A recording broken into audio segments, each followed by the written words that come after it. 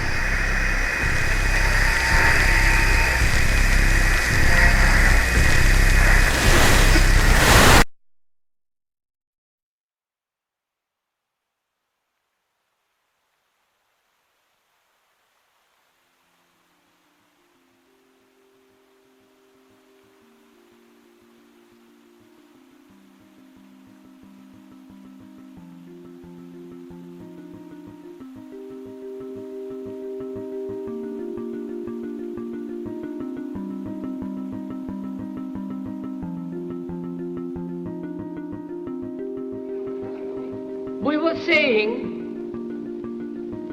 how very important it is to bring about in the human mind the radical revolution. The crisis is a crisis in consciousness, a crisis that cannot anymore accept the old norms, the old patterns, the ancient traditions. And considering what the world is now, with all their misery, conflict, destructive brutality, aggression, and so on, man is still as he was. He's still brutal, violent, aggressive, acquisitive, competitive, and he has built a society along these lines.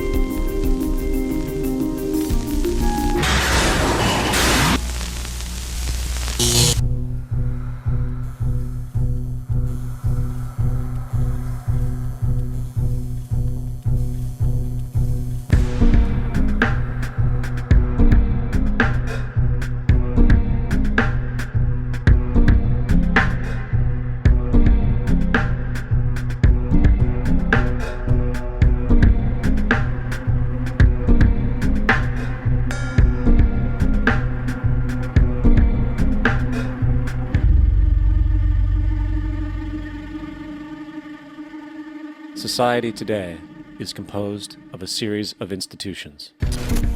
From political institutions, legal institutions, religious institutions, to institutions of social class, familial values, and occupational specialization, it is obvious the profound influence these traditionalized structures have in shaping our understandings and perspectives.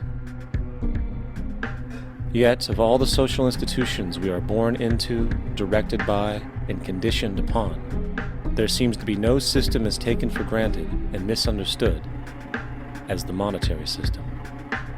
Taking on nearly religious proportions, the established monetary institution exists as one of the most unquestioned forms of faith there is.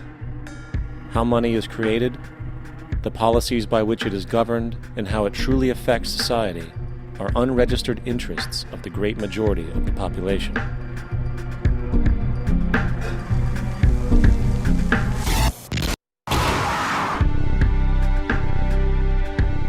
In a world where 1% of the population owns 40% of the planet's wealth, in a world where 34,000 children die every single day from poverty and preventable diseases, and where 50% of the world's population lives on less than $2 a day, one thing is clear: something is very wrong.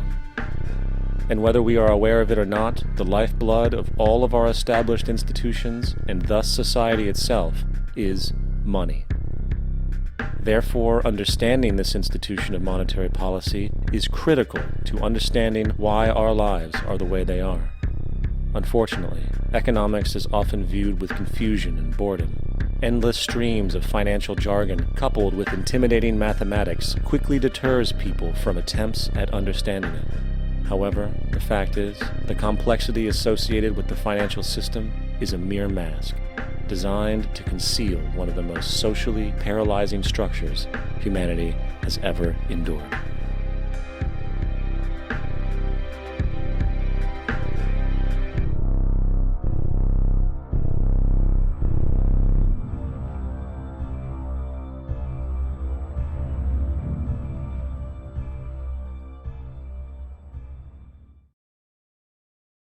A number of years ago, the Central Bank of the United States, the Federal Reserve, produced a document entitled Modern Money Mechanics. This publication detailed the institutionalized practice of money creation as utilized by the Federal Reserve and the web of global commercial banks it supports. On the opening page, the document states its objective. The purpose of this booklet is to describe the basic process of money creation in a fractional reserve banking system. It then proceeds to describe this fractional reserve process through various banking terminology, a translation of which goes something like this. The United States government decides it needs some money, so it calls up the Federal Reserve and requests, say, $10 billion. The Fed replies, saying, sure, we'll buy $10 billion in government bonds from you. So the government takes some pieces of paper, paints some official-looking designs on them, and calls them treasury bonds. Then it puts a value on these bonds to the sum of $10 billion and sends them over to the Fed. In turn, the people at the Fed draw up a bunch of impressive pieces of paper themselves, only this time calling them Federal Reserve notes, also designating a value of $10 billion to the Fed. The Fed then takes these notes and trades them for the bonds. Once this exchange is complete, the government then takes the $10 billion in Federal Reserve notes and deposits it into a bank account. And upon this deposit, the paper notes officially become legal tender money, adding $10 billion to the U.S. money supply. And there it is. $10 billion in new money has been created. Of course, this example is a generalization, for, in reality, this transaction would occur electronically, with no paper used at all. In fact, only 3% of the U.S. money supply exists in physical currency. The other 97% essentially exists in computers alone. Now, government bonds are, by design, instruments of debt, and when the Fed purchases these bonds, with money it essentially created out of thin air, the government is actually promising to pay back that money to the Fed. In other words, the money was created out of debt. This mind-numbing paradox of how money or value can be created out of debt or a liability will become more clear as we further this exercise. So, the exchange has been made and now $10 billion sits in a commercial bank account. Here's where it gets really interesting. For as based on the fractional reserve practice, that $10 billion deposit instantly becomes part of the bank's reserves, just as all deposits do. And regarding reserve requirements, as stated in modern money mechanics, a bank must maintain legally required reserves equal to a prescribed percentage of its deposits. It then quantifies this by stating, under current regulations, the reserve requirement against most transaction accounts is 10%. This means that with a $10 billion deposit, 10% or $1 billion is held as the required reserve, while the other $9 billion is considered an excessive reserve and can be used as the basis for new loans. Now, it is logical to assume that this $9 billion is literally coming out of the existing $10 billion deposit. However, this is actually not the case. What really happens is that the $9 billion is simply created out of thin air on top of the existing $10 billion deposit. This is how the money supply is expanded. As stated in modern money mechanics, of course they, the banks, do not really pay out loans from the money they receive as deposits. If they did this, no additional money would be created. What they do when they make loans is to accept promissory notes, loan contracts, in exchange for credits, money, to the borrower's transaction accounts. In other words, the $9 billion can be created out of nothing simply because there is a demand for such a loan and that there is a $10 billion deposit to satisfy the reserve requirements. Now, let's assume that somebody walks into this bank and borrows the newly available $9 billion. They will then most likely take that money and deposit it into their own bank account. The process then repeats, for that deposit becomes part of the bank's reserves. 10% is isolated, and in turn 90% of the $9 billion, or $8.1 billion, is now available as newly created money for more loans. And of course, that 8.1 can be loaned out and redeposited, creating an additional 7.2 billion, to 6.5 billion, to 5.9 billion, etc. This deposit money creation loan cycle can technically go on to infinity. The average mathematical result is that about $90 billion can be created on top of the original $10 billion. In other words, for every deposit that ever occurs in the banking system, about 9 times that amount can be created out of thin air. Money jitters. Ask the obliging Bank of America for a jar of soothing instant money, M-O-N-E-Y, in the form of a convenient personal loan. So, now that we understand how money is created by this fractional reserve banking system, a logical yet elusive question might come to mind. What is actually giving this newly created money value? The answer? The money that already exists. The new money essentially steals value from the existing money supply. For the total pool of money is being increased irrespective to demand for goods and services. And as supply and demand finds equilibrium, prices rise, diminishing the purchasing power of each individual dollar. This is generally referred to as inflation, and inflation is essentially a hidden tax on the public. What is the advice that you generally get? And that is inflate the currency. They don't say debase the currency. They don't say devalue the currency. They don't say cheat the people who are saved. They say lower the interest rates. The real deception is when we distort the value of money. When we create money out of thin air, we have no savings, yet there's so-called capital.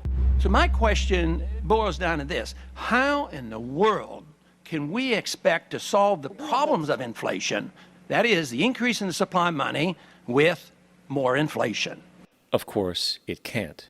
The fractional reserve system of monetary expansion is inherently inflationary. For the act of expanding the money supply without there being a proportional expansion of goods and services in the economy will always debase a currency.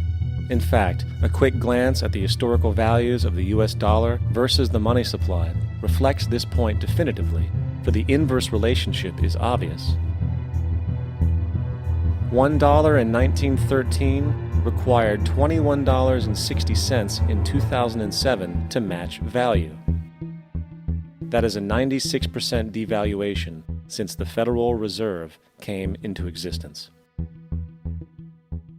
Now, if this reality of inherent and perpetual inflation seems absurd and economically self-defeating, hold that thought, for absurdity is an understatement in regard to how our financial system really operates. For in our financial system, money is debt. And debt is money. Here is a chart of the U.S. money supply from 1950 to 2006. Here is a chart of the U.S. national debt for the same period. How interesting it is that the trends are virtually the same. For the more money there is, the more debt there is. The more debt there is, the more money there is. To put it a different way, every single dollar in your wallet is owed to somebody by somebody. For remember, the only way the money can come into existence is from loans. Therefore, if everyone in the country were able to pay off all debts, including the government, there would not be $1 in circulation.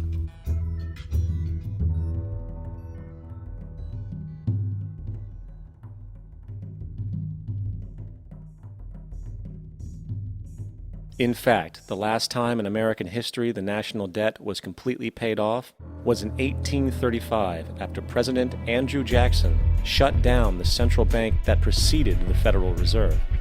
In fact, Jackson's entire political platform essentially revolved around his commitment to shut down the central bank, stating at one point, "The bold efforts the present bank has made to control the government are but premonitions of the fate that awaits the American people, should they be deluded into a perpetuation of this institution or the establishment of another like it." Unfortunately, his message was short-lived, and the international bankers succeeded to install another central bank in 1913, the Federal Reserve. And as long as this institution exists, perpetual debt is guaranteed. Now, so far we have discussed the reality that money is created out of debt, through loans. These loans are based on a bank's reserves, and reserves are derived from deposits. And through this fractional reserve system, any one deposit can create 9 times its original value, in turn debasing the existing money supply, raising prices in society. And since all this money is created out of debt and circulated randomly through commerce, people become detached from their original debt, and a disequilibrium exists where people are forced to compete for labor in order to pool enough money out of the money supply to cover their costs of living. As dysfunctional and backwards as all of this might seem, there is still one thing we have omitted from this equation. And it is this element of the structure which reveals the truly fraudulent nature of the system itself: the application of interest. When the government borrows money from the Fed, or when a person borrows money from a bank, it almost always has to be paid back with accrued interest. In other words, almost every single dollar that exists must be eventually returned to a bank with interest paid as well. But if all money is borrowed from the central bank and is expanded by commercial banks through loans, only what would be referred to as the principal is being created in the money supply. So then, where is the money to cover all of the interest that is charged? Nowhere. It doesn't exist. The ramifications of this are staggering, for the amount of money owed back to the banks will always exceed the amount of money that is available in circulation. This is why inflation is a constant in the economy, for new money is always needed to help cover the perpetual deficit built into the system, caused by the need to pay the interest. What this also means is that mathematically, defaults and bankruptcy are literally built into the system, and there will always be poor pockets of society that get the short end of the stick. An analogy would be a game of musical chairs, for once the music stops, somebody is left out to dry. And that's the point. It invariably transfers true wealth from the individual to the banks. For if you are unable to pay for your mortgage, they will take your property. This is particularly enraging when you realize that not only is such a default inevitable due to the fractional reserve practice, but also because of the fact that the money that the bank loaned to you didn't even legally exist in the first place. In 1969, there was a Minnesota court case involving a man named Jerome Daly, who was challenging the foreclosure of his home by the bank which provided the loan to purchase it. His argument was that the mortgage contract required both parties, being he and the bank, each put up a legitimate form of property for the exchange. In legal language, this is called consideration. Mr. Daly explained that the money was, in fact, not the property of the bank, for it was created out of nothing as soon as the loan agreement was signed. Remember what modern money mechanics stated about loans? What they do when they make loans is to accept promissory notes in exchange for credits. Reserves are unchanged by the loan transactions, but deposit credits constitute new additions to the total deposits of the banking system. In other words, the money doesn't come out of their existing assets. The bank is simply inventing it, putting up nothing of its own except for a theoretical liability on paper. As the court case progressed, the bank's president, Mr. Morgan, took the stand, and in the judge's personal memorandum, he recalled that the plaintiff, bank's president, admitted that, in combination with the Federal Reserve Bank, did create the money and credit upon its books by bookkeeping entry. The money and credit first came into existence when they created it. Mr. Morgan admitted that no United States law or statute existed which gave him the right to do this. A lawful consideration must exist and be tendered to support the note. The jury found that there was no lawful consideration, and I agree. He also poetically added, "Only God can create something of value out of nothing." And upon this revelation, the court rejected the bank's claim for foreclosure, and Daly kept his home. The implications of this court decision are immense. For every time you borrow money from a bank, whether it is a mortgage loan or a credit card charge, the money given to you is not only counterfeit, it is an illegitimate form of consideration, and hence voids the contract to repay, for the bank never had the money as property to begin with. Unfortunately, such legal realizations are suppressed and ignored, and the game of perpetual wealth transfer and perpetual debt continues. And this brings us to the ultimate question: why? During the American Civil War, President Lincoln bypassed the high-interest loans offered by the European banks and decided to do what the Founding Fathers advocated, which was to create an independent and inherently debt-free currency. It was called the greenback. Shortly after this measure was taken, an internal document circulated between private British and American banking interests stated, "Slavery is but the owning of labor and carries with it the care of laborers, while the European plan is that capital shall control labor by controlling wages. This can be done by controlling the money. It will not do to allow the greenback, as we cannot control that." The fractional reserve policy perpetrated by the Federal Reserve, which has spread in practice to the great majority of banks in the world, is, in fact, a system of modern slavery. Think about it. Money is created out of debt. And what do people do when they are in debt? They submit to employment to pay it off. But if money can only be created out of loans, how can society ever be debt-free? It can't. And that's the point. And it is the fear of losing assets coupled with the struggle to keep up with the perpetual debt and inflation inherent in the system, compounded by the inescapable scarcity within the money supply itself, created by the interest that can never be repaid, that keeps the wage slave in line, running on the hamster wheel with millions of others, in effect powering an empire that truly benefits only the elite at the top of the pyramid. For, at the end of the day, who are you really working for? The banks. Money is created in a bank and invariably ends up in a bank. They are the true masters, along with the corporations and governments they support. Physical slavery requires people to be housed and fed. Economic slavery requires people to feed and house themselves. It is one of the most ingenious scams for social manipulation ever created, and at its core, it is an invisible war against the population. Debt is the weapon used to conquer and enslave societies, and interest is its prime ammunition. And as the majority walks around oblivious to this reality, the banks, in collusion with governments and corporations, continue to perfect and expand their tactics of economic warfare, spawning new bases, such as the World Bank and International Monetary Fund, while also inventing a new type of soldier, the birth of the economic hitman.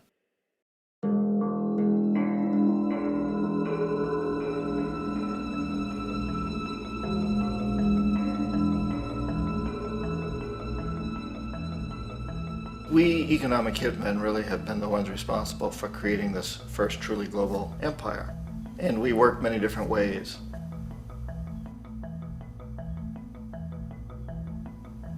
But perhaps the most common is that we will identify a country that has resources our corporations covet, like oil, and then arrange a huge loan to that country from the World Bank or one of its sister organizations. But the money never actually goes to the country. Instead, it goes to our big corporations to build infrastructure projects in that country, power plants, industrial parks, ports, things that benefit a few rich people in that country, in addition to our corporations, but really don't help the majority of the people at all. However, those people, the whole country is left holding a huge debt. It's such a big debt they can't repay it, and that's part of the plan, that they can't repay it. And so at some point, we economic hitmen go back to them and say, listen, you owe us a lot of money, can't pay your debt, so sell your oil real cheap to our oil companies. Allow us to build a military base in your country, or send troops in support of ours to someplace in the world like Iraq, or vote with us on the next UN vote. To have their electric utility company privatized and their water and sewage system privatized and sold to U.S. corporations or other multinational corporations. So there was that whole mushrooming thing, and it's so typical of the way the IMF and the World Bank work, that you put a country in debt, it's such a big debt it can't pay it, and then you offer to refinance that debt and pay even more interest. And you demand this quid pro quo, which you call a conditionality or good governance, which means basically that they've got to sell off their resources, including many of their social services, their utility companies, their school systems sometimes, their penal systems, their insurance systems, to foreign corporations. So it's a double, triple, quadruple whammy. The precedent for economic hitmen really began back in the early 50s when democratically elected Mossadegh, who was elected in Iran, he was considered to be the hope for democracy in the Middle East and around the world. He was Time Magazine's Man of the Year. But one of the things that he'd run on and began to implement was the idea that foreign oil companies needed to pay the Iranian people a lot more for the oil that they were taking out of Iran. The Iranian people should benefit from their own oil. Strange policy. We didn't like that, of course. But we were afraid to do what we normally were doing, which was to send in the military. Instead, we sent in one CIA agent, Kermit Roosevelt, Teddy Roosevelt's relative. And Kermit went in with a few $1 million and was very, very effective and efficient. And in a short amount of time, he managed to get Mossadegh overthrown and brought in the Shah of Iran to replace him, who always was favorable to oil. And it was extremely effective. Mobs overflow Tehran. Army officers shout that Mossadegh has surrendered and his regime as virtual dictator of Iran is ended. Pictures of the Shah are paraded through the streets as sentiment reverses. The Shah is welcomed home. So back here in the United States, in Washington, people looked around and said, wow, that was easy and cheap. So this established a whole new way of manipulating countries, of creating empire. The only problem with Roosevelt was that he was a card-carrying CIA agent, and had he been caught, the ramifications could have been pretty serious. So very quickly at that point, the decision was made to use private consultants to channel the money through the World Bank or the IMF or one of the other such agencies, to bring in people like me who worked for private companies, so that if we got caught, there would be no governmental ramifications.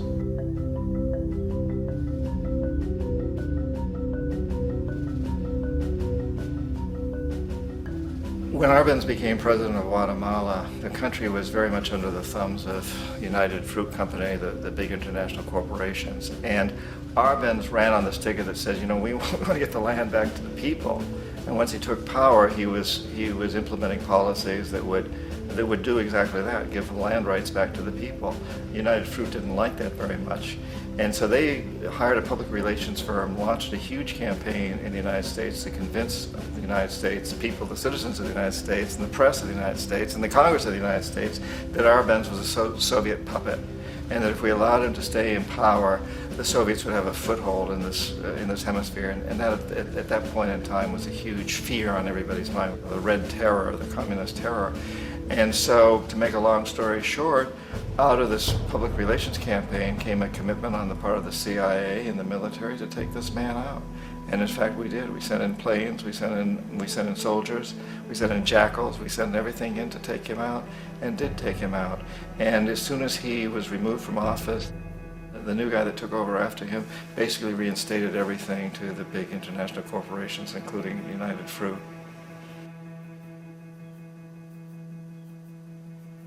Ecuador for many, many years had been ruled by pro-US dictators, often relatively brutal. Then it was decided that they were going to have a truly democratic election. Jaime Roldos ran for office, and his main goal, he said, as president would be to make sure that Ecuador's resources were used to help the people. And he won, overwhelming, by more votes than anybody had ever won anything in Ecuador. And he began to implement these policies to make sure that the profits from oil went to help the people. Well, we didn't like that in the United States. I was sent down as one of several economic hitmen to change Roldos, to corrupt him, to bring him around, to let him know, okay, you can get very rich, you and your family, if you play our game, but if you continue to try to keep these policies you've promised, you're going to go. He wouldn't listen. He was assassinated. As soon as the plane crashed, the whole area was cordoned off. The only people allowed in were U.S. military from a nearby base and some of the Ecuadorian military. When an investigation was launched, 2 of the key witnesses died in car accidents before they had a chance to testify. A lot of very, very strange things that went on around the assassination of Jaime Roldos. I, like most people who've really looked at this case, have absolutely no doubt that it was an assassination. And of course, in my position as an economic hitman, I was always expecting something to happen to Jaime, whether it be a coup or assassination, I wasn't sure, but that he would be taken down because he was not being corrupted. He would not allow himself to be corrupted the way we wanted to corrupt him.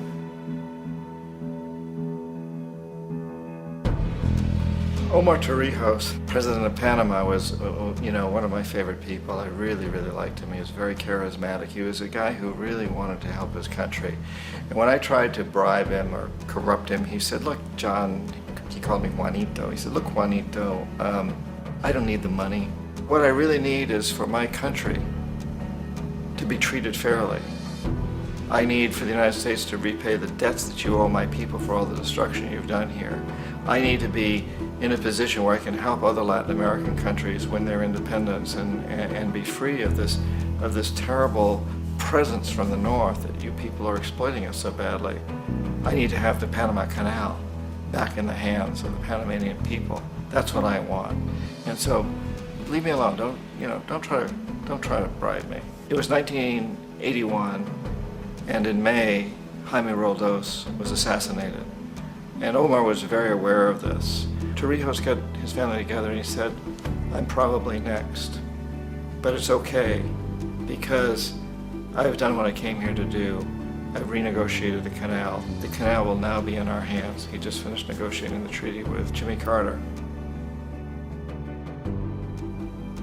In June of that same year, just a couple of months later, he also went down in an airplane crash, which there's no question was executed by CIA-sponsored jackals.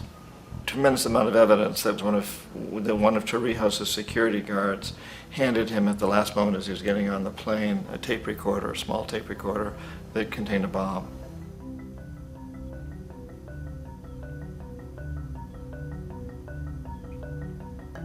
It is interesting to me how this system has continued pretty much the same way for years and years and years, except the economic hitmen have got better and better and better. Then we come up with, very recently, what happened in Venezuela. In 1998, Hugo Chavez gets elected president, following a long line of presidents who had been very corrupt and basically destroyed the economy of the country. And Chavez was elected amidst all that. Chavez stood up to the United States, and he's done it primarily demanding that Venezuelan oil be used to help the Venezuelan people. Well, we didn't like that in the United States.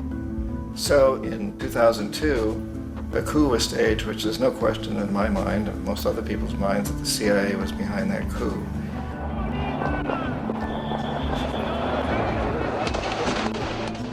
way that that coup was fomented was very reflective of what Kermit Roosevelt had done in Iran, of paying people to go out into the streets, to riot, to protest, to say this Chavez is very unpopular.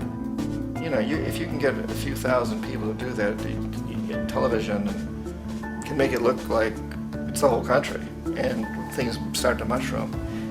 Except in the case of Chavez, he was smart enough, and the people were so strongly behind him that they overcame it, which was a phenomenal moment in the history of Latin America.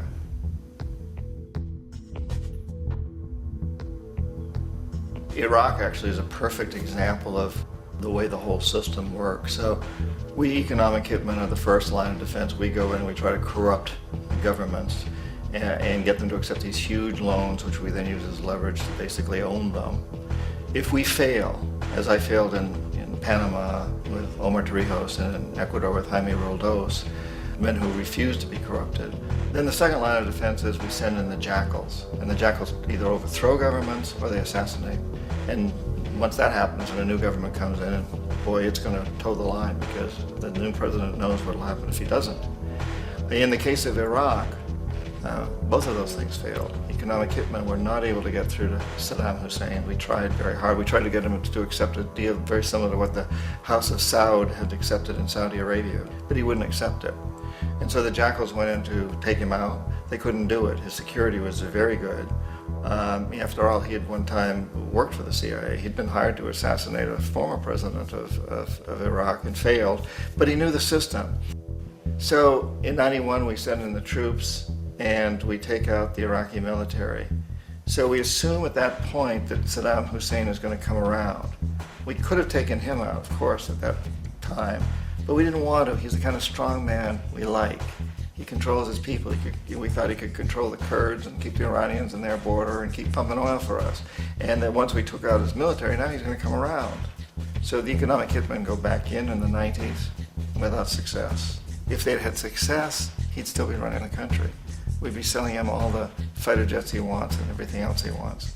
But they couldn't, they didn't have success. The jackals couldn't take him out again, so we sent the military in once again, and this time we did the complete job and took him out, and in the process created for ourselves some very, very lucrative construction deals. We had to reconstruct a country that we'd essentially destroyed, which is a pretty good deal if you own construction companies, big ones. So, you know, Iraq shows the three stages. The economic hitmen failed there, the jackals failed there, and as a final measure, the military goes in. And in that way, we've really created an empire, but we've done it very, very subtly. It's clandestine. All the empires of the past were built on the military, and everybody knew they were building them. So the British knew they were building them, the French, the Germans, the Romans, the Greeks. And they were proud of it, and they always had some excuse like spreading civilization, spreading some religion, something like that. But they knew they were doing it. We don't. The majority of the people in the United States have no idea that we're living off the benefits of a clandestine empire, that today there's more slavery in the world than ever before. And then you have to ask yourself, well, if it's an empire, then who's the emperor? Obviously, our presidents of the United States are not emperors. An emperor is someone who's not elected, doesn't serve a limited term, and doesn't report to anyone, essentially. So you can't classify our presidents that way. But we do have what I consider to be the equivalent of the emperor, and it's what I call the corporatocracy. The corporatocracy is this group of individuals who run our biggest corporations, and they really act as the emperor of this empire. They control our media, either through direct ownership or advertising. They control most of our politicians because they finance their campaigns, either through their corporations or through personal contributions that come out of the corporations. They're not elected, they don't serve a limited term, they don't report to anybody. And at the very top of the corporatocracy, you really can't tell whether a person's working for a private corporation or the government because they're always moving back and forth. So, you know, you've got a guy who one moment is the president of a big construction company like Halliburton, and the next moment he's vice president of the United States, or the president who is in the oil business. And this is true whether you've got Democrats or Republicans in the office. You have the moving back and forth through the revolving door. And in a way, our government is invisible a lot of the time, and its policies are carried out by our corporations on one level or another. And then again, the policies of the government are basically forged by the corporatocracy and then presented to the government. They become government policy. So it's an incredibly cozy relationship. This isn't a conspiracy theory type of thing. These people don't have to get together and plot to do things. They all basically work under one primary assumption, and that is that they must maximize profits regardless of the social and environmental costs.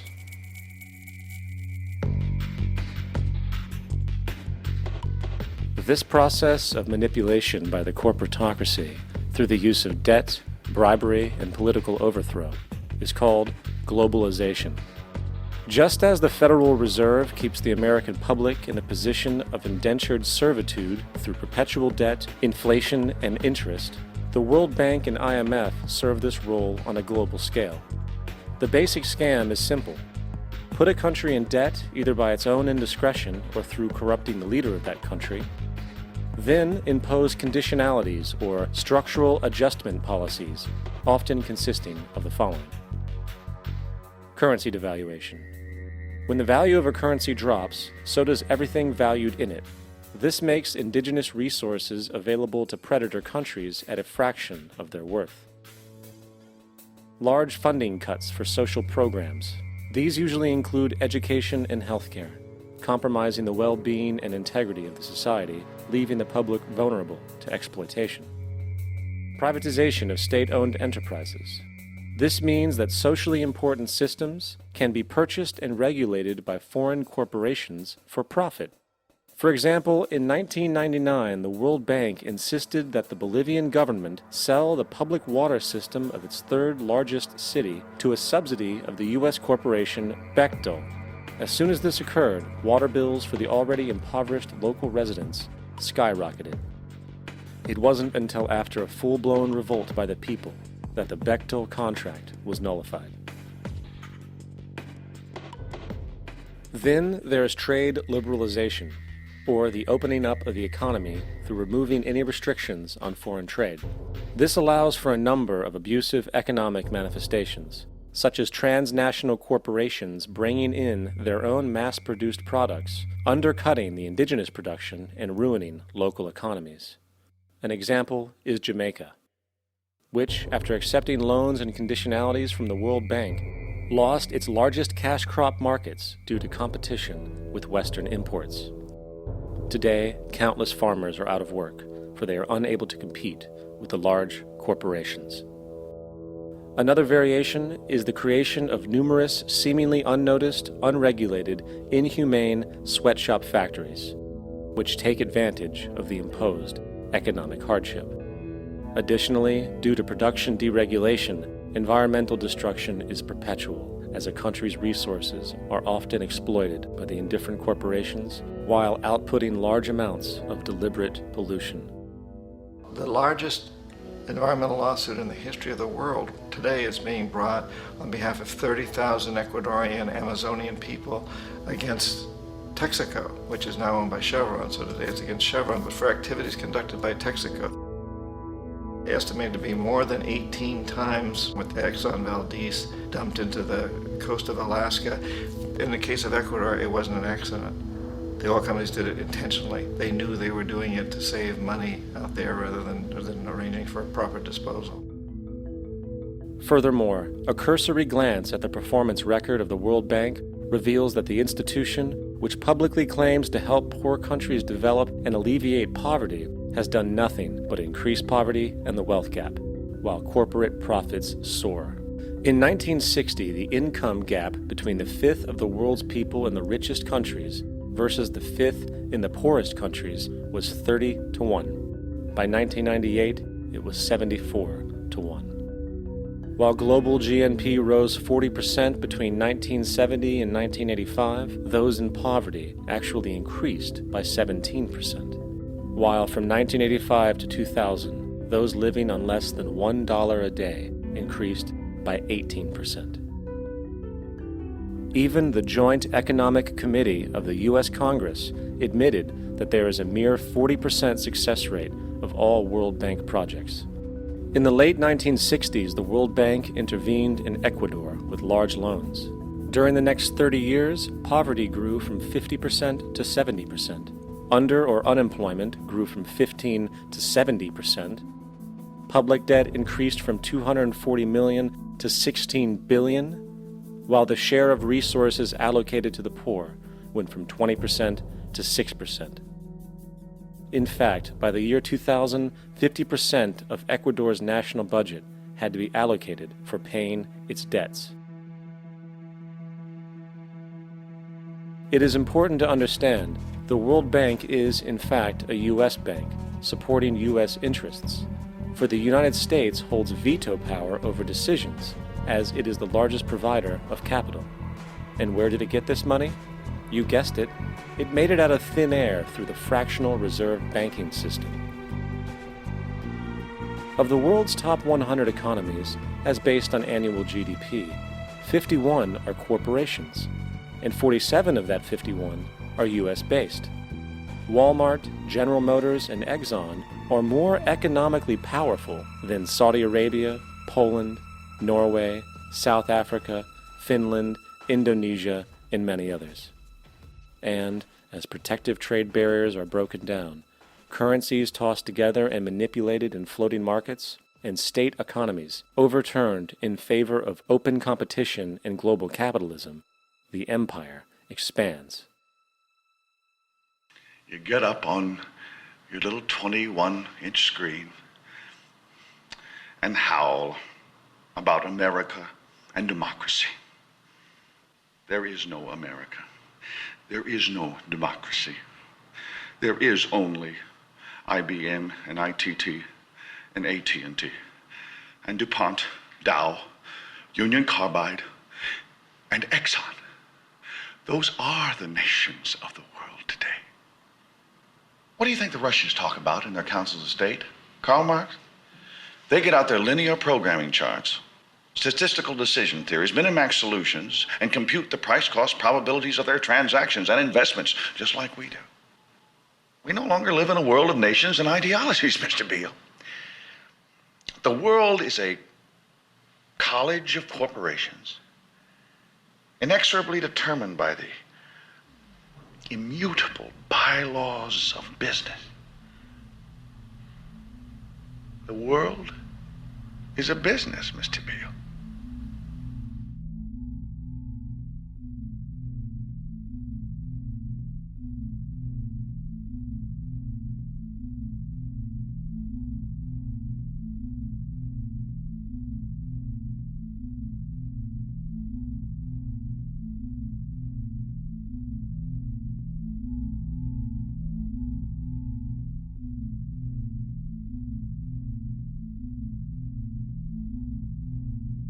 The world is being taken over by a handful of business powers who dominate the natural resources we need to live while controlling the money we need to obtain these resources.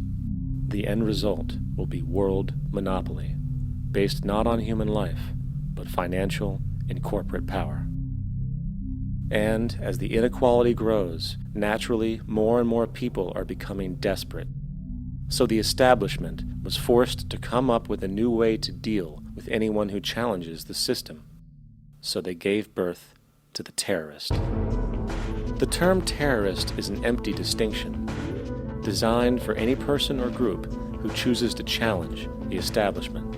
This isn't to be confused with the fictional Al-Qaeda, which was actually the name of a computer database for the US-supported Mujahideen in the 1980s.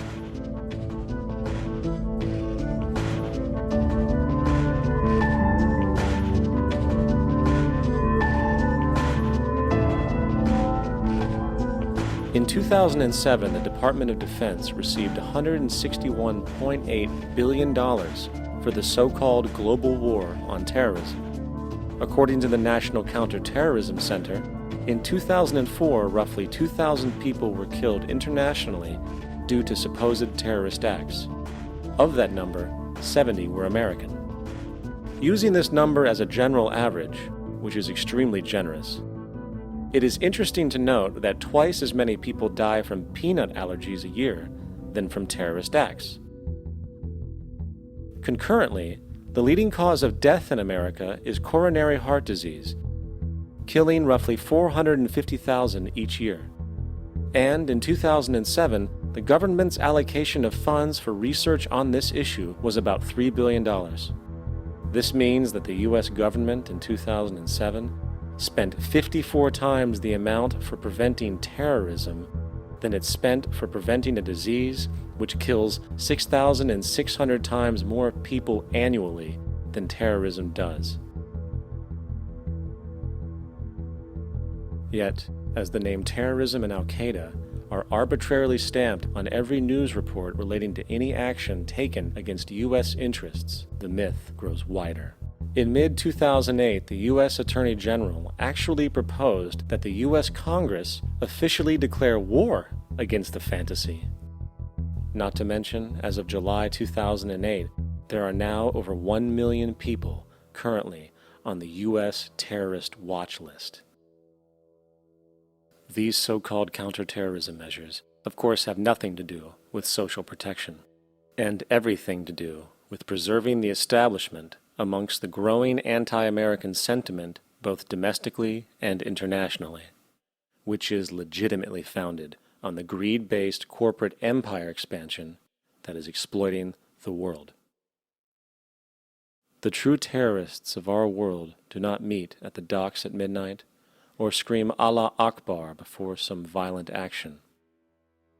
The true terrorists of our world wear $5,000 suits and work in the highest positions of finance, government, and business. So, what do? How do we stop a system of greed and corruption that has so much power and momentum? How do we stop this aberrant group behavior which feels no compassion for, say, the millions slaughtered in Iraq and Afghanistan, so the corporatocracy can control energy resources and opium production for Wall Street profit?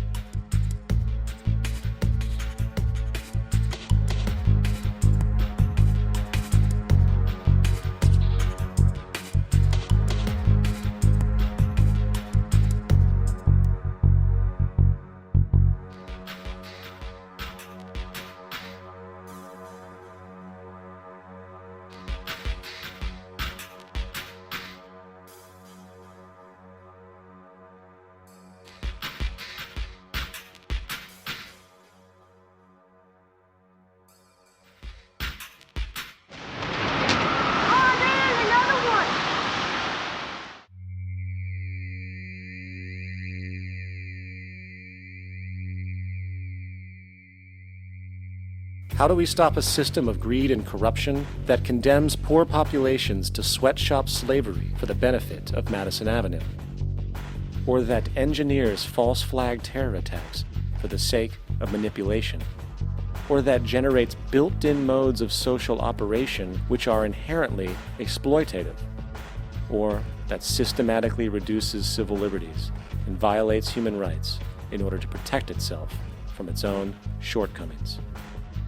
How do we deal with the numerous covert institutions, such as the Council on Foreign Relations, the Trilateral Commission, and the Bilderberg Group, and other undemocratically elected groups which, behind closed doors, collude to control the political, financial, social, and environmental elements of our lives? In order to find the answer, we must first find the true underlying cause. For the fact is, the selfish, corrupt, power, and profit-based groups are not the true source of the problem. They are symptoms.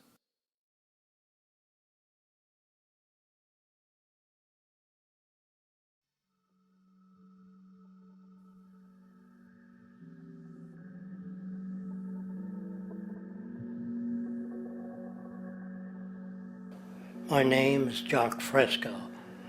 I'm an industrial designer and a social engineer. I'm very much interested in society and developing a system that might be sustainable for all people. First of all, the word corruption is a monetary invention. That aberrant behavior that's disruptive to the well-being of people, while you're dealing with human behavior. And human behavior appears to be environmentally determined, meaning if you were raised by the Seminole Indians as a baby, never saw anything else, you'd hold that value system. And this goes for nations, it goes for individuals, for families. They try to indoctrinate their children to their particular faith and their country and make them feel like they're part of that. And they build a society which they call established. They establish a workable point of view and tend to perpetuate that, whereas all societies are really emergent, not established. And so they fight new ideas that would interfere with the establishment. Governments try to perpetuate that which keeps them in power. People are not elected to political office to change things. They're put there to keep things the way they are. So you see, the basis of corruption is in our society. Let me make it clear. All nations, then, are basically corrupt because they tend to uphold existing institutions. I don't mean to uphold or downgrade all nations, but communism, socialism, fascism, the free enterprise system, and all other subcultures are the same. They are all basically corrupt. The most fundamental characteristic of our social institutions is the necessity for self-preservation. Whether dealing with a corporation, a religion, or a government, the foremost interest is to preserve the institution itself. For instance, the last thing an oil company would ever want is the utilization of energy that was outside of its control, for it makes that company less relevant to society. Likewise, the Cold War and the collapse of the Soviet Union was, in reality, a way to preserve and perpetuate the established economic and global hegemony of the United States. Similarly, religions condition people to feel guilty for natural inclinations, each claiming to offer the only path to forgiveness and salvation. At the heart of this institutional self-preservation lies the monetary system, for it is money that provides the means for power and survival. Therefore, just as a poor person might be forced to steal in order to survive, it is a natural inclination to do whatever is needed to continue an institution's profitability. This makes it inherently difficult for profit-based institutions to change, for it puts in jeopardy not only the survival of large groups of people, but also the coveted materialistic lifestyles associated with affluence and power. Therefore, the paralyzing necessity to preserve an institution, regardless of its social relevance, is largely rooted in the need for money or profit.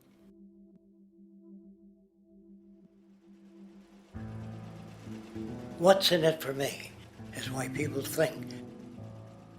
And so if a man makes money selling a certain product, naturally he's going to fight the existence of another product that may threaten his institution.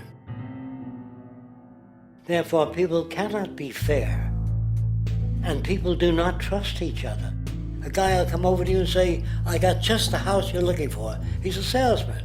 When a doctor says, I think your kidney has to come out, I don't know if he's trying to pay off a yacht or whether my kidney has to come out. It's hard in a monetary system to trust people. If you came into my store and I said, this lamp that I've got is pretty good, but the lamp next door is much better, I wouldn't be in business very long. It wouldn't work. If I were ethical, it wouldn't work. So when you say industry cares for people, that's not true. They can't afford to be ethical. So your system is not designed to serve the well-being of people. If you still don't understand that, there would be no outsourcing of jobs if they cared about people. Industry does not care. They only hire people because it hasn't been automated yet. So don't talk about decency and ethics. We cannot afford it and remain in business.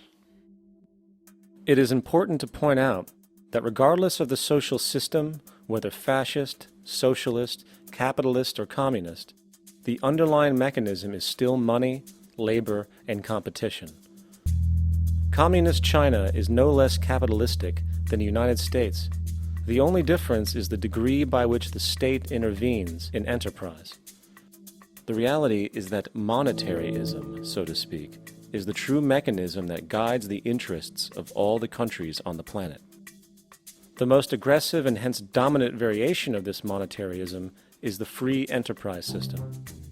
The fundamental perspective, as put forth by early free market economists like Adam Smith, is that self-interest in competition leads to social prosperity, as the act of competition creates incentive, which motivates people to persevere. However, what isn't talked about is how a competition-based economy invariably leads to strategic corruption, power and wealth consolidation, social stratification, technological paralysis, labor abuse, and, ultimately, a covert form of government dictatorship by the rich elite. The word corruption is often defined as moral perversion. If a company dumps toxic waste into the ocean to save money, most people recognize this as corrupt behavior. On a more subtle level, when Walmart moves into a small town and forces small businesses to shut down for they are unable to compete, a gray area emerges. For what exactly is Walmart doing wrong? Why should they care about mom-and-pop organizations they destroy? Yet, even more subtly, when a person gets fired from their job because a new machine has been created which can do the work for less money, people tend to just accept that as the way it is, not seeing the inherent, corrupt inhumanity of such an action. Because the fact is, whether it is dumping toxic waste, having a monopoly enterprise, or downsizing the workforce, the motive is the same: profit. They are all different degrees of the same self-preserving mechanism, which always puts the well-being of people second to monetary gain. Therefore, corruption is not some byproduct of monetaryism. It is the very foundation.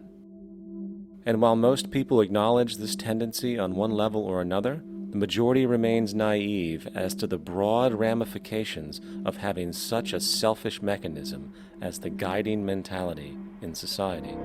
Internal documents show that after this company positively, absolutely knew that they had a medication that was infected with the AIDS virus, they took the product off the market in the U.S. and then they dumped it in France, Europe, Asia, and Latin America. The U.S. government allowed it to happen. The FDA allowed this to happen. And now the government is completely looking the other way. Thousands of innocent hemophiliacs have died from the AIDS virus. This company knew absolutely that it was infected with AIDS. They dumped it because they wanted to turn this disaster into a profit.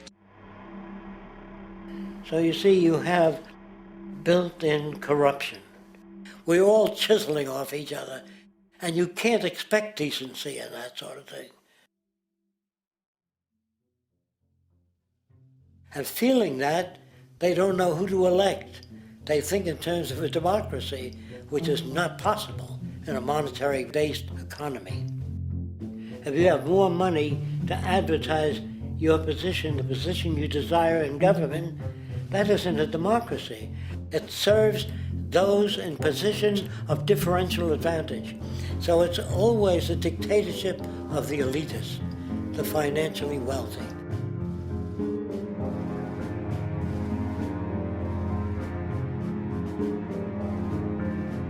It is an interesting observation to note how seemingly unknown personalities magically appear on the scene as presidential candidates. Then, before you know it, somehow you are left to choose from a small group of extremely wealthy people who suspiciously have the same broad social view. Obviously, it's a joke. The people placed on the ballot are done so because they have been pre-decided to be acceptable by the established financial powers who actually run the show. Yet, many who understand this illusion of democracy often think, if only we could just get our honest, ethical politicians in power, then we would be okay. Well, while this idea, of course, seems reasonable in our established, oriented worldview, it is, unfortunately, another fallacy. For when it really comes down to what is actually important, the institution of politics, and thus politicians themselves, have absolutely no true relevance as to what makes our world and society function. It's not politicians that can solve problems. They have no technical capabilities. They don't know how to solve problems. Even if they were sincere, they don't know how to solve problems. It's the technicians that produce the desalination plants. It's the technicians that give you electricity, that give you motor vehicles, that heat your house and cool it in the summertime. It's technology that solves problems, not politics. Politics cannot solve problems because they're not trained to do so. Very few people today stop and consider what it is that actually improves their lives. Is it money? Obviously not. One cannot eat money or stuff money into their car to get it to run. Is it politics? All politicians can do is create laws, establish budgets, and declare war. Is it religion? Of course not. Religion creates nothing except intangible emotional solace for those who require it. The true gift that we as human beings have, which has been solely responsible for everything that has improved our lives, is technology. What is technology? Technology is a pencil which allows one to solidify ideas on paper for communication.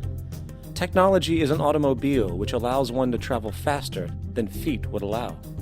Technology is a pair of eyeglasses which enables sight for those who need it. Applied technology itself is merely an extension of human attributes which reduces human effort, freeing humans from a particular chore or problem. Imagine what your life would be like today without a telephone, or an oven, or a computer, or an airplane. Everything in your home which you take for granted, from a doorbell to a table to a dishwasher, is technology generated from the creative, scientific ingenuity of human technicians, not money, politics, or religion. These are false institutions. And writing your congressman is fantastic. They tell you to write your congressman if you want something done. The men in Washington should be at the forefront of technology, the forefront of human studies, the forefront of crime, all the factors that shape human behavior. You don't have to write your congressman. What kind of people are they that are appointed to do that job? The future will have great difficulty. And the question that's raised by politicians is, how much will a project cost? The question is not, how much will it cost? Do we have the resources? And we have the resources today to house everyone, build hospitals all over the world, build schools all over the world, the finest equipment and labs for teaching and doing medical research. So you see, we have all that, but we're in a monetary system. And in a monetary system, there's profit. And what is the fundamental mechanism that drives the profit system besides self-interest? What is it exactly that maintains that competitive edge at its core? Is it high efficiency and sustainability? No, that isn't part of their design. Nothing produced in our profit-based society is even remotely sustainable or efficient. If it was, there wouldn't be a multi-million-dollar-a-year service industry for automobiles, nor would the average lifespan for most electronics be less than 3 months before they're obsolete. Is it abundance? Absolutely not. Abundance, as based on the laws of supply and demand, is actually a negative thing. If a diamond company finds 10 times the usual amount of diamonds during their mining, it means the supply of diamonds has increased, which means the cost and profit per diamond drops. The fact is, efficiency, sustainability, and abundance are enemies of profit. To put it into a word, it is the mechanism of scarcity that increases profits. What is scarcity? Based on keeping products valuable. Slowing up production on oil raises the price. Maintaining scarcity of diamonds keeps the price high. They burn diamonds at the Kimberley diamond mines. They made a carbon that keeps the price up. So then, what does it mean for society when scarcity, either produced naturally or through manipulation, is a beneficial condition for industry? It means that sustainability and abundance will never ever occur in a profit system, for it simply goes against the very nature of the structure. Therefore, it is impossible to have a world without war or poverty. It is impossible to continually advance technology to its most efficient and productive states. And, most dramatically, it is impossible to expect human beings to behave in truly ethical or decent ways.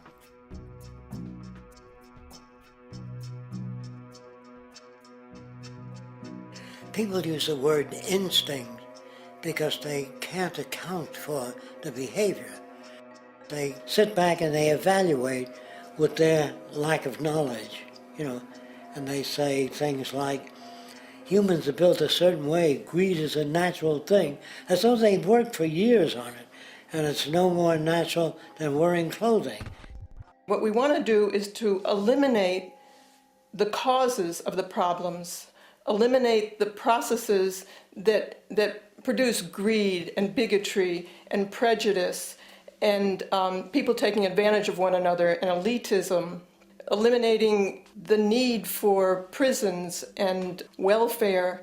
We have always had these problems because we have always lived within scarcity and barter and monetary systems that produce scarcity. If you eradicate the conditions that generate what you call socially offensive behavior, it does not exist. The guy said, well, isn't that inborn? No, it's not. There is no human nature, there's human behavior, and that's always been changed throughout history. You're not born with bigotry and greed and corruption and hatred. You pick that up within the society. War, poverty, corruption, hunger, misery, human suffering will not change in a monetary system. That is, there'll be very little significant change. It's going to take the redesign of our culture, our values, and it has to be related to the carrying capacity of the earth, not some human opinion or some politician's notions of the way the world ought to be, or some religious notions of the conduct of human affairs. And that's what the Venus Project is about. The society that we're about to talk about is a society that is free of all the old superstitions, incarceration, prisons, police, cruelty, and law. All laws will disappear, and the professions will disappear that are no longer valid, such as stockbrokers, bankers, advertising, gone forever, because it's no longer relevant. When we understand that it is technology devised by human ingenuity which frees humanity and increases our quality of life, we then realize that the most important focus we can have is on the intelligent management of the Earth's resources. For it is from these natural resources we gain the materials to continue our path of prosperity.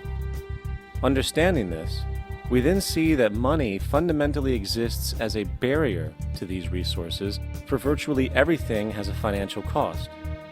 And why do we need money to obtain these resources? Because of real or assumed scarcity. We don't usually pay for air and tap water because it is in such high abundance, selling it would be pointless. So then, logically speaking, if resources and technologies applicable to creating everything in our societies, such as houses, cities, and transportation, were in high enough abundance, there would be no reason to sell anything. Likewise, if automation and machinery was so technologically advanced as to relieve human beings of labor, there would be no reason to have a job. And with these social aspects taken care of, there would be no reason to have money at all. So the ultimate question remains.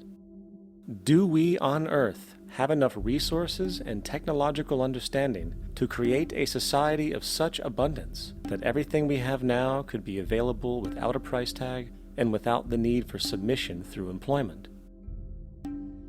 Yes, we do.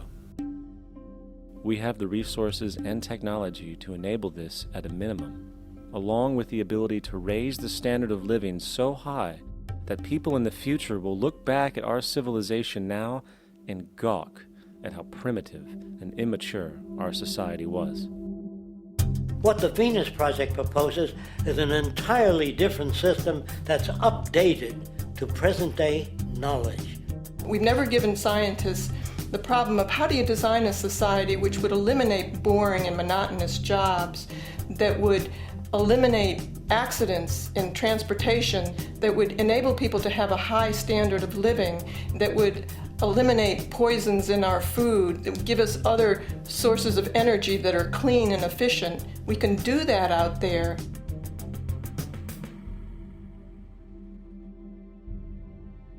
The major difference between a resource-based economy and a monetary system is that a resource-based economy is really concerned with people and their well-being, where a monetary system has become so distorted that the concerns of the people are really secondary, if they're there at all.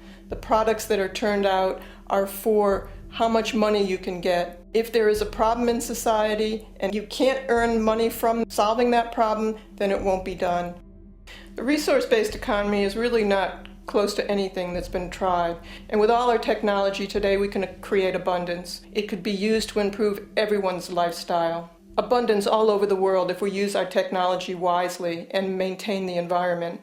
It's a very different system, and it's very hard to talk about because the public is not that well enough informed as to the state of technology.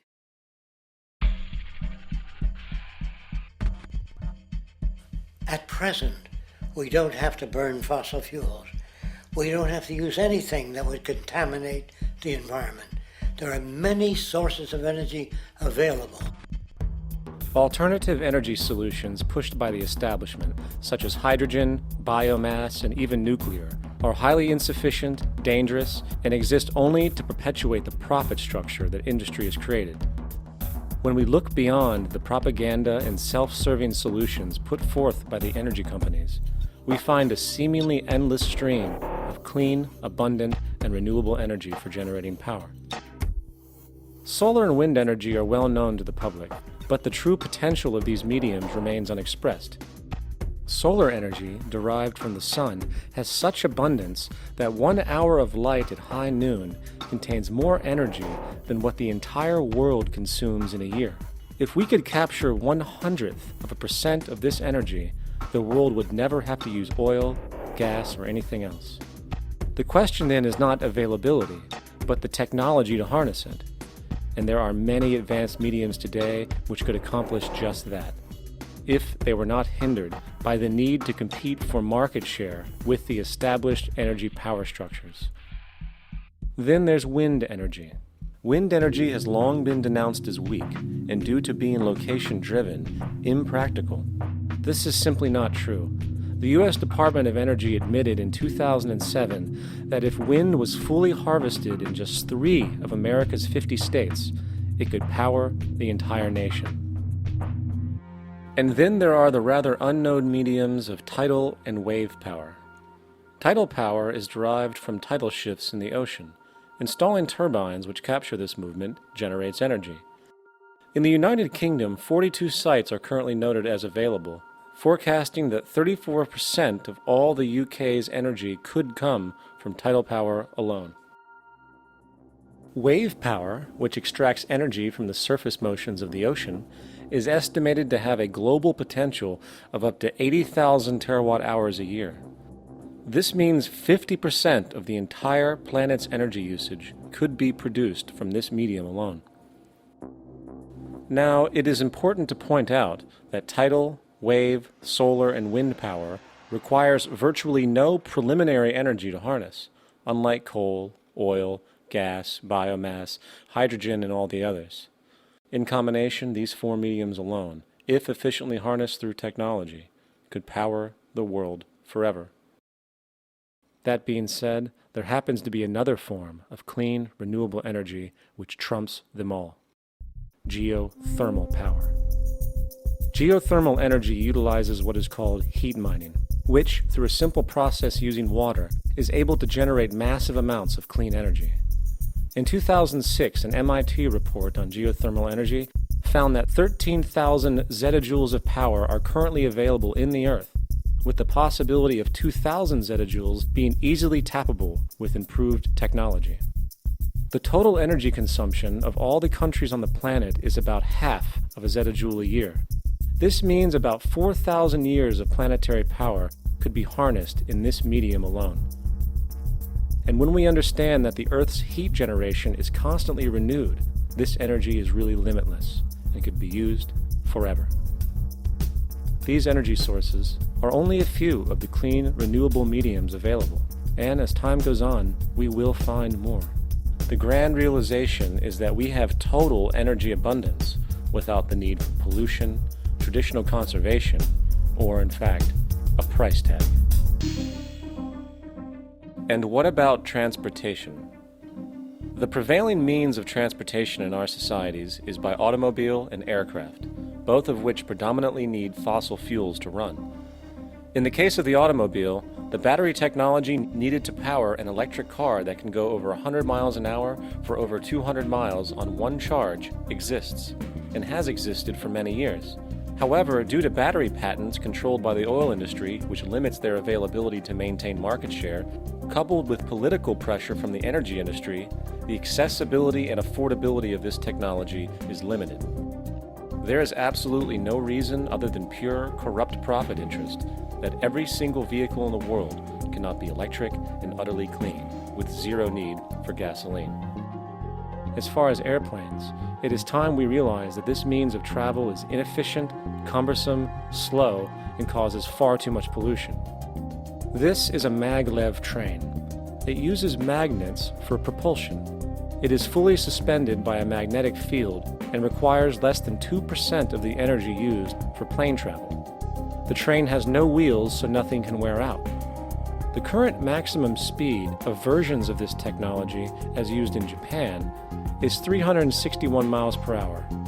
However, this version of the technology is very dated.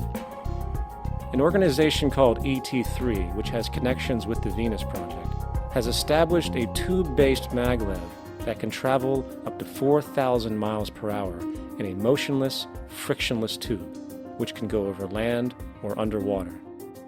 Imagine going from LA to New York for an extended lunch break, or from Washington, D.C. to Beijing, China in 2 hours. This is the future of continental and intercontinental travel, fast, clean, with only a fraction of the energy usage we use today for the same means.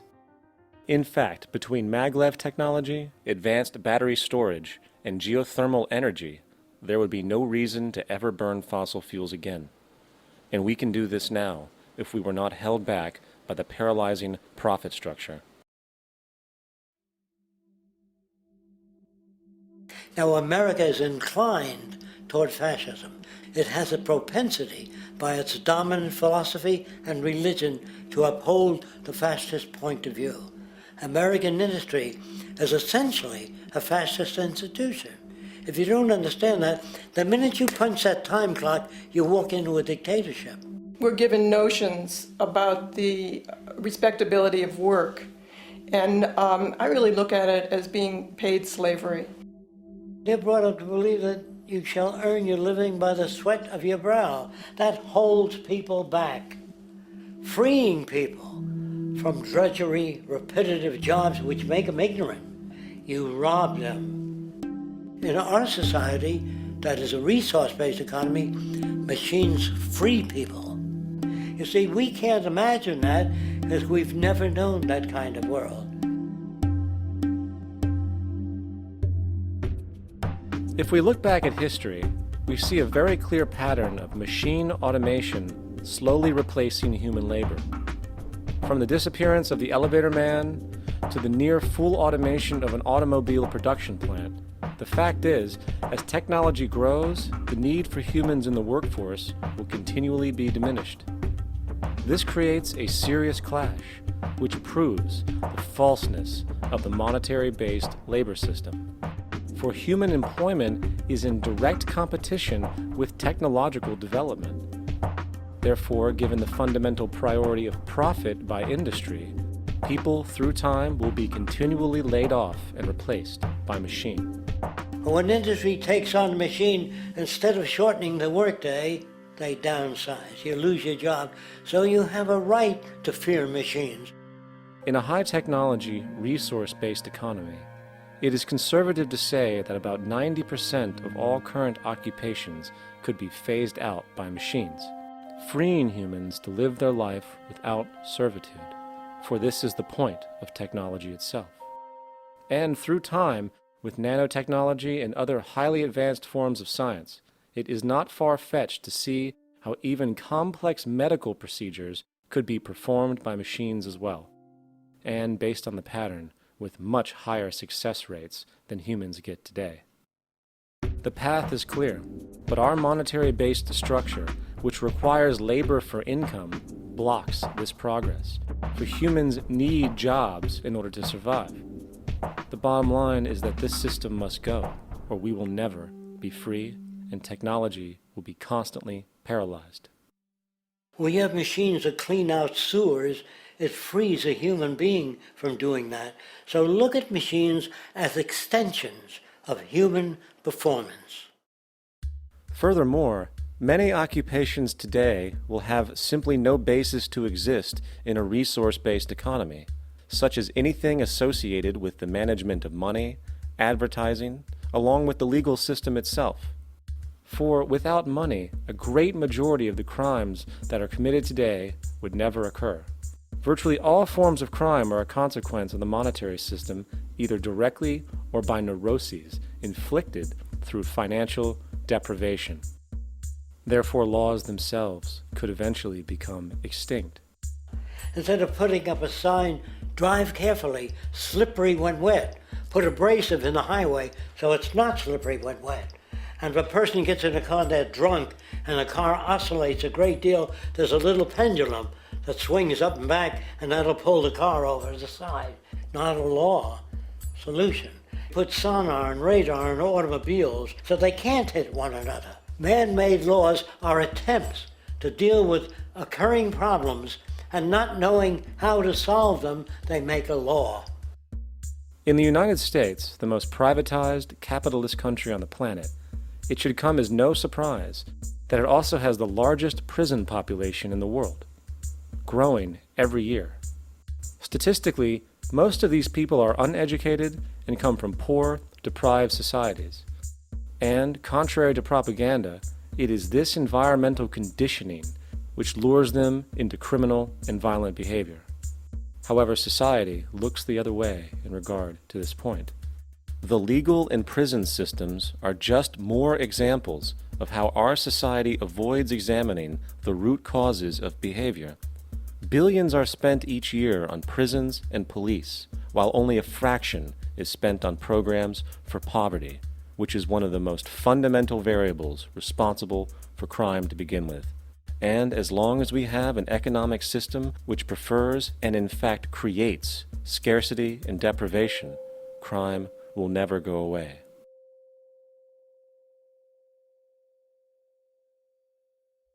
If people have access to the necessities of life without servitude, debt, barter, trade, they behave very differently. You want all these things available without a price tag. Now then, you gotta have a price tag. Well, what'll motivate people? Man gets everything he wants, he just lay around in the sun. This is the myth they perpetuate. People in our culture are trained to believe that the monetary system produces incentive. If they have access to things, why should they want to do anything? They will lose their incentive. That's what you're taught to support the monetary system. When you take money out of the scenario, there would be different incentives, very different incentives. When people have access to the necessities of life, their incentives change.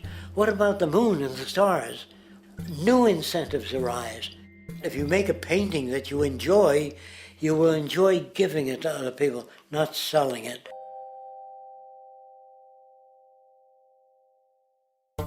I think most of the education that I've seen today is essentially producing a person for a job. It's very specialized. They're not generalists. People don't know a lot about a lot of different subjects. I don't think you could get people to go to war if they knew a lot about a lot of things. I think education is mostly rote, and they're not taught how to solve problems. They're not given the tools emotionally or within their own field of how to do critical thinking. A resource-based economy, the education would be very different. Our society's major concern is mental development and to motivate each person to their highest potential. Because our philosophy is the smarter people are, the richer the world, because everybody becomes a contributor. The smarter your kids are, the better my life will be, because they'll be contributing more constructively to the environment and to my life, because everything that we devise within a resource-based economy would be applied to society. There would be nothing to hold it back. Patriotism, weapons, armies, navies, all that is a sign that we're not civilized yet. Kids will ask their parents, didn't you see the necessity of machines? Dad, couldn't you see that war was inevitable when you produce scarcity? Isn't it obvious? Of course the kid will understand that you were pinheads, raised merely to serve the established institutions.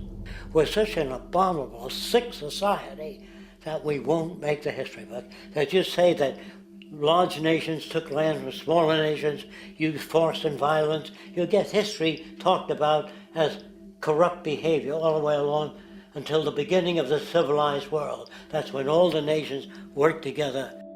World unification, working toward common good for all human beings, and without anyone being subservient to anyone else, without social stratification, whether it be technical elitism or any other kind of elitism, eradicated from the face of the earth. The state does nothing because there is no state. There is no state. The system I advocate, a resource-based global economy, is not perfect. It's just a lot better than what we have. We can never achieve perfection.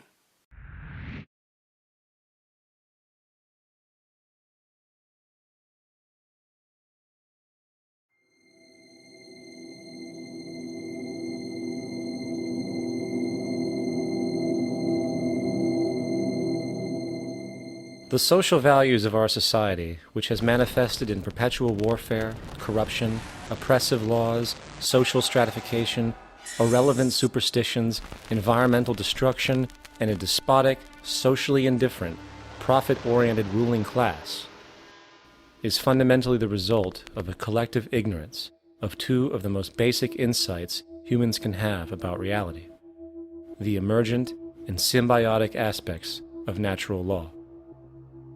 The emergent nature of reality is that all systems, whether it is knowledge, society, technology, philosophy, or any other creation, will, when uninhibited, undergo fluid, perpetual change.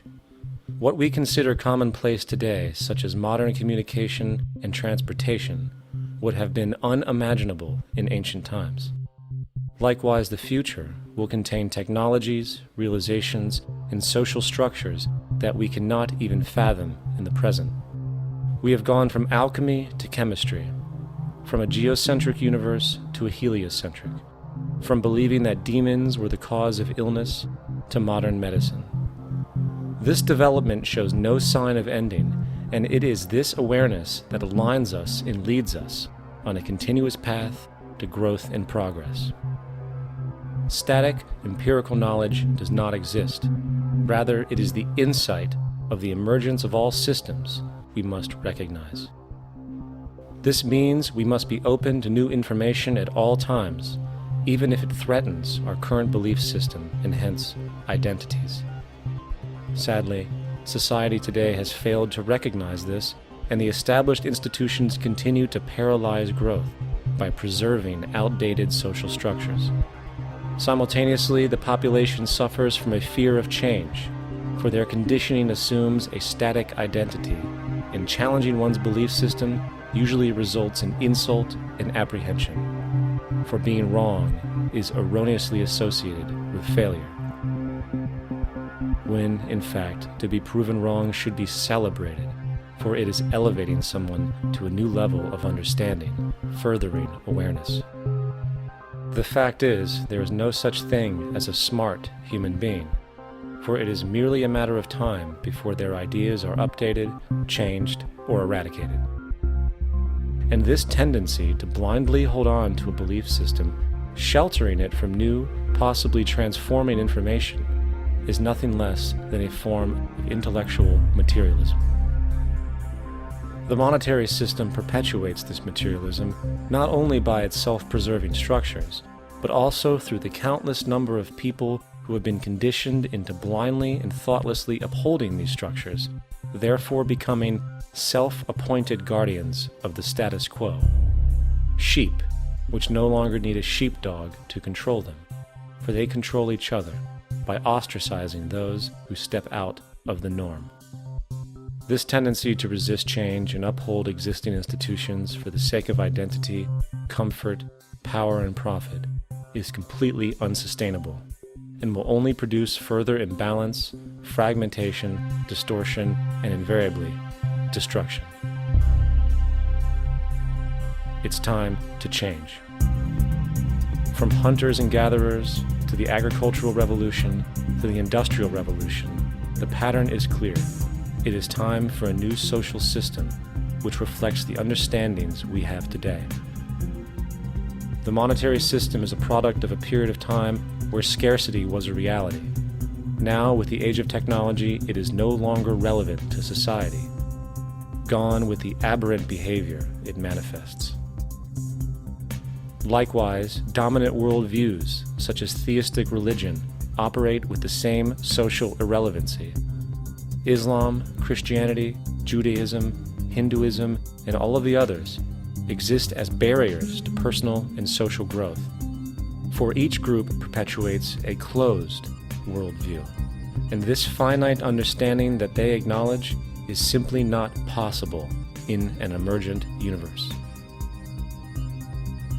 Yet, religion has succeeded in shutting down the awareness of this emergence by instilling the psychological distortion of faith upon its followers, where logic and new information is rejected in favor of traditionalized, outdated beliefs. The concept of God is really a method of accounting for the nature of things. In the early days, people didn't know enough about how things formed, how nature worked, so they invented their own little stories. And they made God in their own image. A guy that gets angry. When people don't behave right, he creates floods and earthquakes. They say it's an act of God. A cursory glance at the suppressed history of religion reveals that even the foundational myths themselves are emergent culminations, developed through influence over time. For example, a cardinal doctrine of the Christian faith is the death and resurrection of Christ. This notion is so important that the Bible itself states, "And if Christ be not risen, then is our preaching vain, and your faith is also vain." Yet it is very difficult to take this account literally, for not only is there no primary source denoting this supernatural event in secular history, awareness of the enormous number of pre-Christian saviors who also died and were resurrected immediately puts the story in mythological territory by association. Early church figures such as Tertullian went to great lengths to break these associations, even claiming that the devil caused the similarities to occur, stating in the 2nd century, "The devil, whose business is to pervert the truth, mimics the exact circumstance of the divine sacraments. He baptizes his believers and promises forgiveness of sins. He celebrates the oblation of bread and brings in the symbol of the resurrection. Let us therefore acknowledge the craftiness of the devil, who copied certain things of those that be divine." What is truly sad, however, is that when we cease the idea that the stories from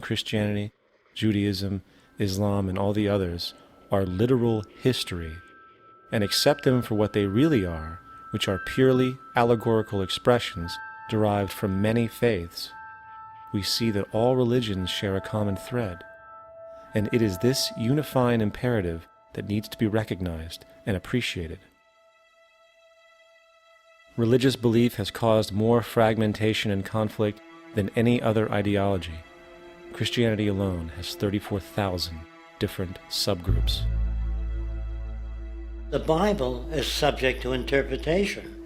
When you read it, you say, I think Jesus meant this. I think Job meant that. Oh no, he meant this. So you have the Lutheran, the Seventh-day Adventist, the Catholic, and a church divided is no church at all. And a church divided is no church at all. And this point on division, which is a trademark of all theistic religions, brings us to our second failure of awareness, the false assumption of separation through the rejection of the symbiotic relationship of life. Apart from the understanding that all natural systems are emergent, where all notions of reality will be constantly developed, altered, and even eradicated, we must also understand that all systems are, in fact, invented fragments, merely for the sake of conversation. For there is no such thing as independence in nature. The whole of nature is a unified system of interdependent variables, each a cause and a reaction, existing only as a concentrated whole. You don't see the plug connected to the environment, so it looks like we're free, wandering around. Take the oxygen away, we all die immediately. Take plant life away, we die. And without the sun, all the plants die. So we are connected. We really must take into account the totality. This isn't just a human experience on this planet. This is a total experience. And we know we can't survive without plants and animals. We know we can't survive without the four elements, you know. And so when are we going to really start taking that into account? That's what it is to be successful. Success depends on how well we relate to everything around us. I'm very aware of the fact that my grandson cannot possibly hope to inherit a sustainable, peaceful, stable, socially just world unless every child today growing up in Ethiopia, in Indonesia, in Bolivia, in Palestine, in Israel also has that same expectation. You got to take care of the whole community or you're going to have serious problems. And now we have to see that the whole world is the community, and we must all take care of each other that way. And it's not just a community of human beings, it's a community of plants and animals and elements. And we really need to understand that. That's what's going to bring us joy too, and pleasure. That's what's missing in our lives right now. We can call it spirituality, but the fact of the matter is, joy comes from that bliss of connectedness. That's our God spirit. That's that side of ourselves that really feels it. And you can feel it deep inside you. It's this amazing, wonderful feeling. And you know it when you get it. You don't get it from money. You get it from connection. Now, if that isn't a hazard to this country, how are we going to keep building nuclear weapons? You know what I mean? What's going to happen to the arms industry when we realize we're all one?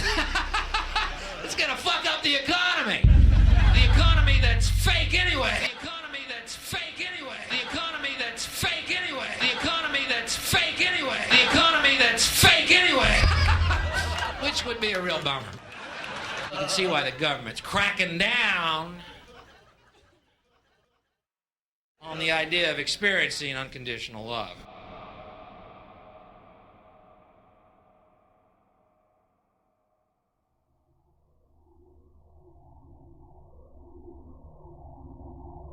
Once we understand that the integrity of our personal existences are completely dependent on the integrity of everything else in our world, we have truly understood the meaning of unconditional love. For love is extensionality, and seeing everything as you and you as everything can have no conditionalities. For, in fact, we are all everything at once. If it's true that we're all from the center of a star, every atom in each of us from the center of a star, then we're all the same thing. Even a Coke machine or a cigarette butt in the street in Buffalo is made out of atoms that came from a star. They've all been recycled thousands of times, as have you and I. And therefore, it's only me out there. So what is there to be afraid of? What is there that needs solace-seeking? Nothing. There's nothing to be afraid of because it's all us. The trouble is we have been separated by being born and given a name and an identity and being individuated. We've been separated from the oneness, and that's what religion exploits, that people have this yearning to be part of the overall one again. So they exploit that. They call it God. They say he has rules. And I think it's cruel. I think you can do it absent religion.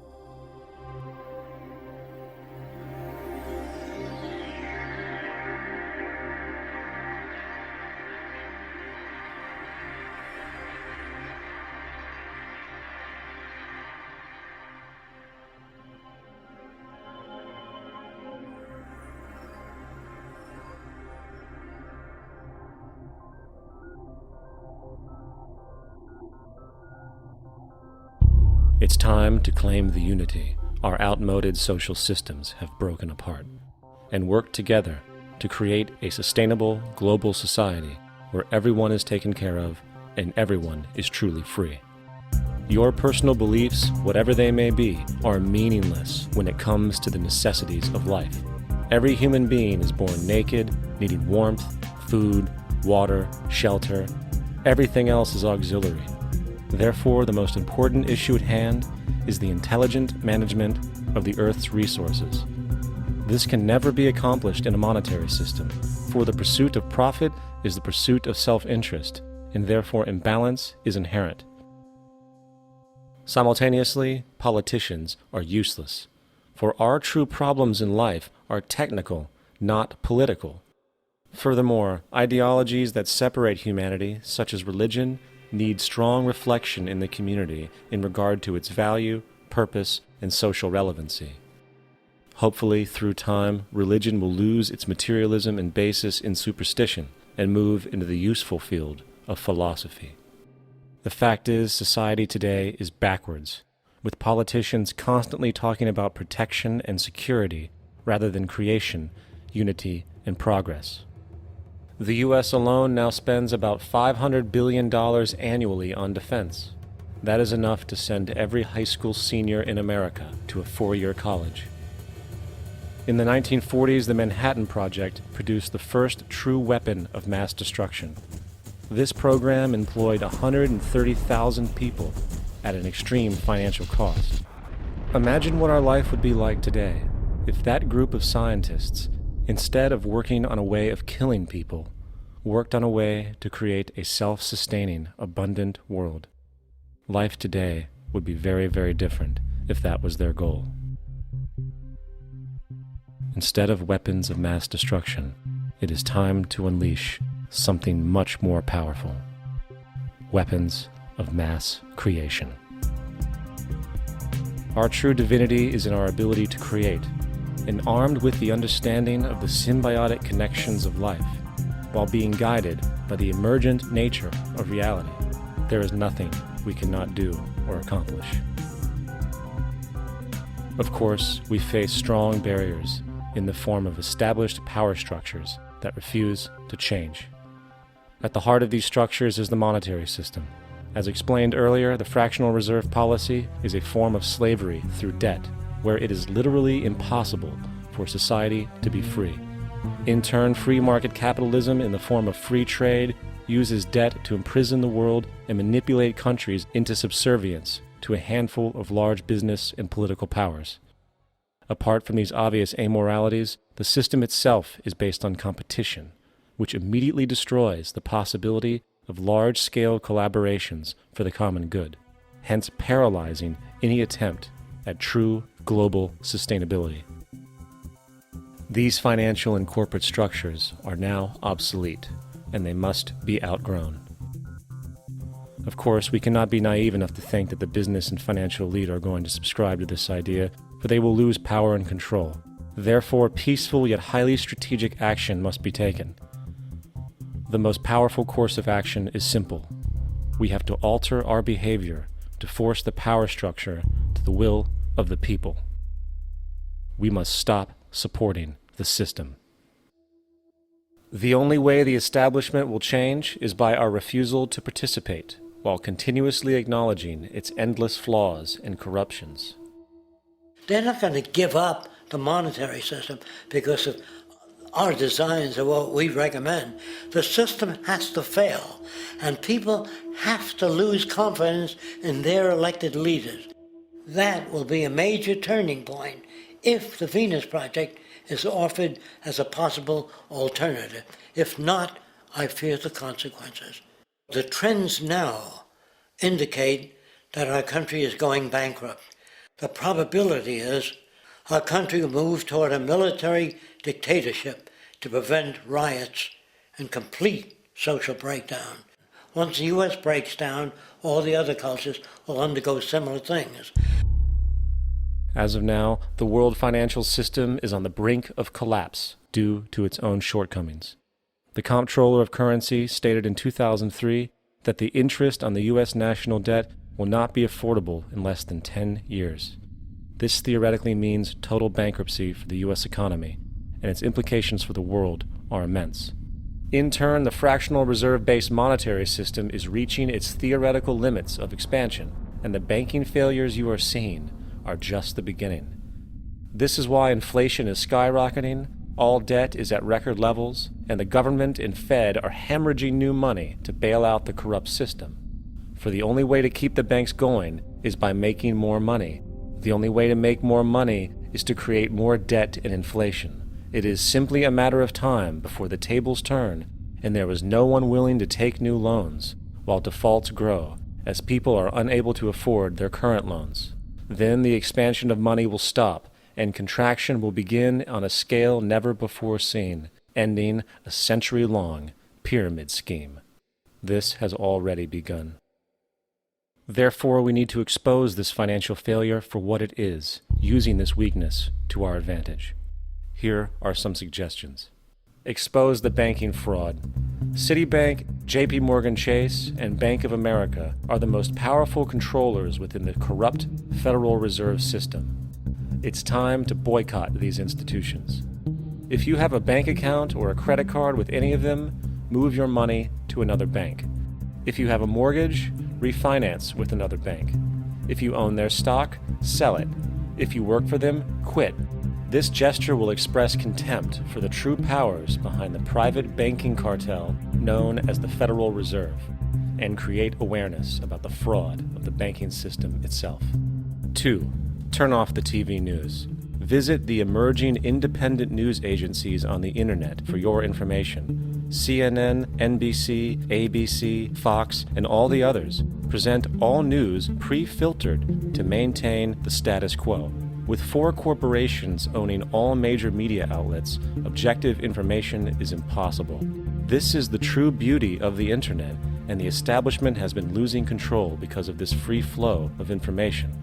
We must protect the internet at all times, as it is truly our savior right now. 3. Don't ever allow yourself, your family, or anyone you know to ever join the military. This is an obsolete institution now used exclusively for maintaining an establishment that is no longer relevant. U.S. soldiers in Iraq work for U.S. corporations, not the people. Propaganda forces us to believe that war is natural and the military is an honorable institution. Well, if war is natural, why are there 18 suicides every single day by American veterans who have post-traumatic stress disorder? If our military men and women are so honored, why is it that 25% of the American homeless population are veterans? 4. Stop supporting the energy companies. If you live in a detached house, get off the grid. Investigate every means of making your home self-sustainable with clean energy. solar, wind, and other renewable energies are now affordable consumer realities, and considering the never-ending rising cost of traditional energies, it will likely be a cheaper investment over time. If you drive, get the smallest car you can, and consider using one of the many conversion technologies that can enable your car to be a hybrid, electric, or run on anything other than establishment fuels. 5. Reject the political system. The illusion of democracy is an insult to our intelligence. In a monetary system, there is no such thing as a true democracy, and there never was. We have two political parties owned by the same set of corporate lobbyists. They are placed in their positions by the corporations, with popularity artificially projected by their media. In a system of inherent corruption, the change of personnel every couple of years has very little relevance. Instead of pretending that the political game has any true meaning, focus your energy on how to transcend this failed system. And 6. Join the movement. Go to the zeitgeistmovement.com and help us create the largest mass movement for social change the world has ever seen. We must mobilize and educate everyone about the inherent corruption of our current world system, along with the only true sustainable solution, declaring all the natural resources on the planet as common heritage to all people, while informing everyone as to the true state of technology and how we can all be free if the world works together rather than fights. The choice lies with you. You can continue to be a slave to the financial system and watch the continuous wars, depressions, and injustice across the globe while placating yourself with vain entertainment and materialistic garbage. Or you can focus your energy on true, meaningful, lasting, holistic change, which actually has the realistic ability to support and free all humans with no one left behind. But, in the end, the most relevant change must occur first inside of you. The real revolution is the revolution of consciousness, and each one of us first needs to eliminate the divisionary, materialistic noise we have been conditioned to think is true, while discovering, amplifying, and aligning with the signal coming from our true empirical oneness. It is up to you. What we are trying during all these discussions and talks here is to see if we cannot radically bring about a transformation of the mind. Not accept things as they are, but to understand it, to go into it, to examine it, give your heart and your mind with everything that you have to find out a way of living differently.